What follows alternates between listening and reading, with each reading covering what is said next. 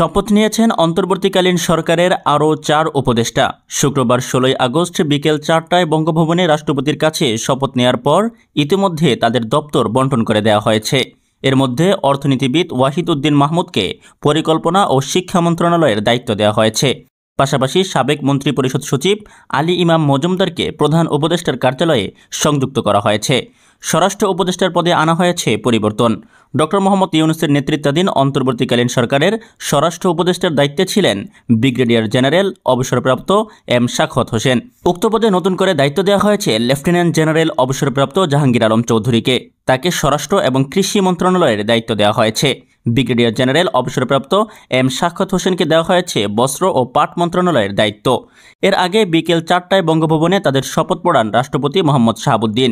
এ সময় প্রধান উপদেষ্টা ডক্টর মোহাম্মদ ইউনূস সহ কয়েকজন উপদেষ্টা, প্রধান উপদেষ্টার বিশেষ সহকারী, 3 বাহিনীর প্রধান এবং সামরিক ও বেসামরিক ঊর্ধ্বতন কর্মকর্তারা উপস্থিত ছিলেন।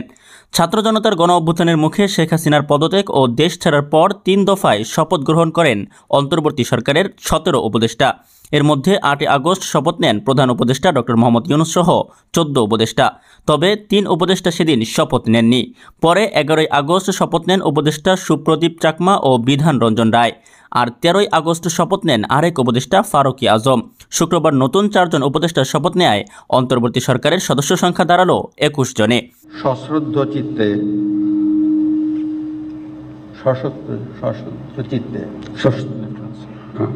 সশ্রদ্ধ চিত্তে শপথ গ্রহণ করিতেছি যে আমি আইন অনুযায়ী অন্তর্বর্তীকালীন সরকারের প্রধান উপদেষ্টা পদের কর্তব্য বিশ্বস্ততার সহিত পালন করিব।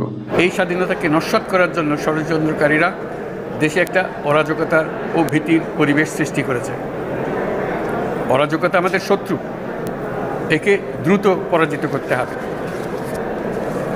এই মুহূর্তে সরকারের প্রথম কর্তব্য হিসেবে আমরা এই ষড়যন্ত্রকারীদের কঠিন হাতে দমন করব।